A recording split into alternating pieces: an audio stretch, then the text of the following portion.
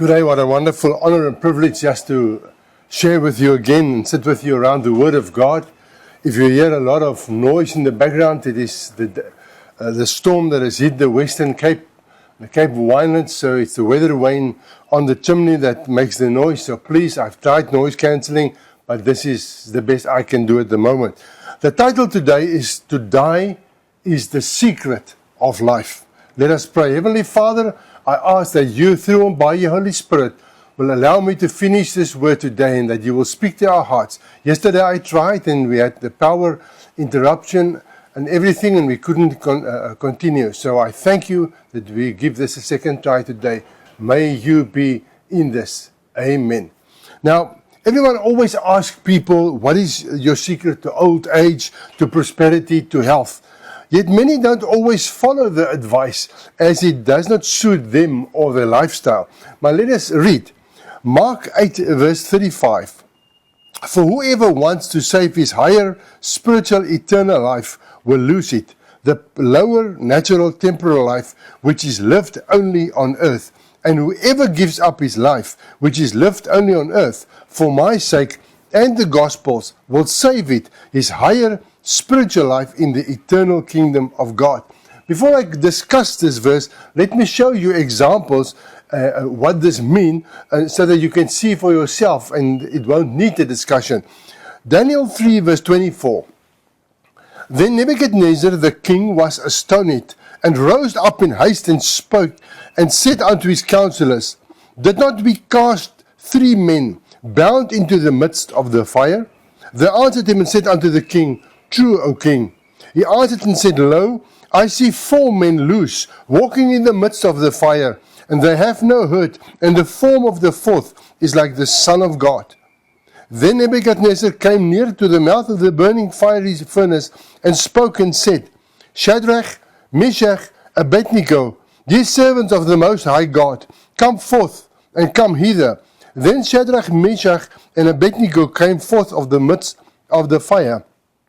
And the princes and the governors and captains and the king's counselors being gathered together saw these men upon whose bodies the fire had no power, nor was an hair of their head singed, neither were their coats changed, nor the smell of fire had passed on them. Isn't it curious that when punishment on earth is meted out, the fire of blaming them, the fire of accusation is stoked 7 times hotter. We need to know that the world hates your God, and Satan is the bellows blowing the flames of that hate. Go read Matthew 19:27 and note that when Jesus died, God's presence left the Holy of Holies in the temple forever. The veil was torn, the separation was ended. His presence from then on, only dwells in the hearts of those for whom he died and who accepted him, opening their hearts so that he can come in. One of the highest forms of love is to continue going on, even when you are mocked, slandered, and even killed. It was not Jesus' life that made the impact on the world, but his death. In life, he had but a few true followers, but when he died and after his resurrection, his followers are immeasurable. Even when he went down to Hades, the graves were opened. Jesus was willing to die, knowing that the Holy Spirit will raise him up again. Do we have scripture for this? John 12, verse 24. I assure you solemnly, I tell you, unless a grain of wheat falls into the earth and dies, it remains just one grain. It never becomes more, but lives by itself alone. But if it dies, it produces many others and yields a rich harvest. All right, you may say, but that was Jesus, not us. The Holy Spirit raised him from the dead. Well, then you don't know your Bible, because the Bible teaches us in Romans 8:11, and if the Spirit of him who raised up Jesus from the dead dwells in you, then you raised up the Christ Jesus from the dead will also restore to your life your mortal, short-lived, perishable bodies through his Spirit who dwells in you. When you accepted Jesus Christ as your Lord and Savior, the Holy Spirit came to dwell within us as well. And He's waiting for us to die to ourselves and our way, our will and our wants, so that He can raise us up to stand in Christ. Not only after we have departed earth, but also to rise into our God-given destiny. Dr. Paul Gervais uses the slogan, "From the womb to the tomb, your dependency and expectancy focuses on Him." So we need to check ourselves every single day to make sure that the old us have not stood up again. We are the conductors, and dink aan die woord gelei, where someone is conducted electricity. We are the conductors of His love. And as we die to self, His love and His anointing flows through us. The more time you spend in His presence, the more you will look like Him and smell like Him. The more time you spend in the world, the more the smells of sin will cling to you, whether you partake in it or not. Stand next to a fire and you will smell of wood smoke, whether it was your fire or not.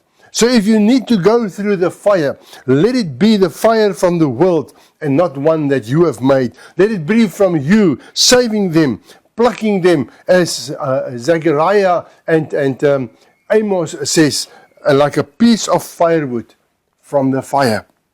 As I'm preparing this message, we are at day 2 of the storm that hit the Cape Peninsula and the Cape Winelands, and I've already said you can hear the noise in the background. Now, this morning when I got up on day 2 of this storm, this was the sight that met me.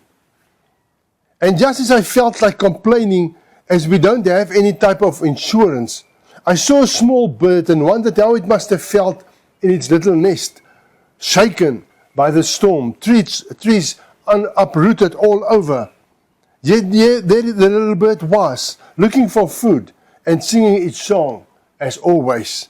Beloved, let us take time to look at our lives and make sure who it is that is living in us and through us. And like a little bird that says, it was a rough night, but it's a new day. God is still in charge. I honor God. I praise Him for all that He has done.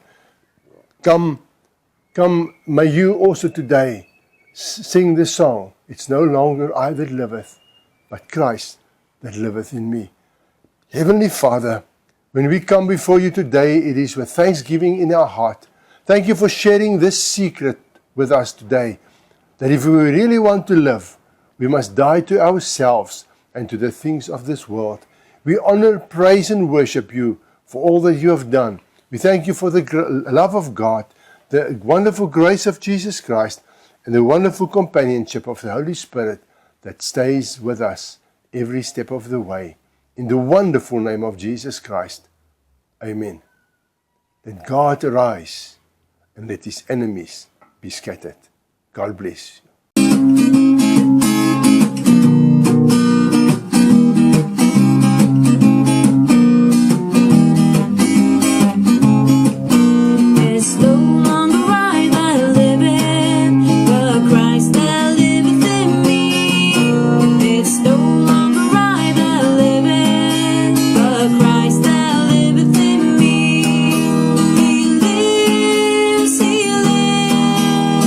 Jesus is alive in me.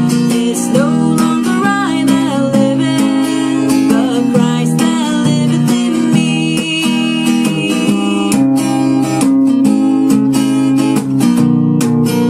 It's no longer I that liveth, but Christ that liveth in me.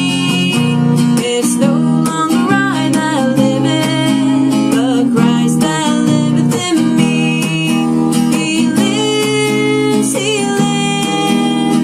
Jesus is alive.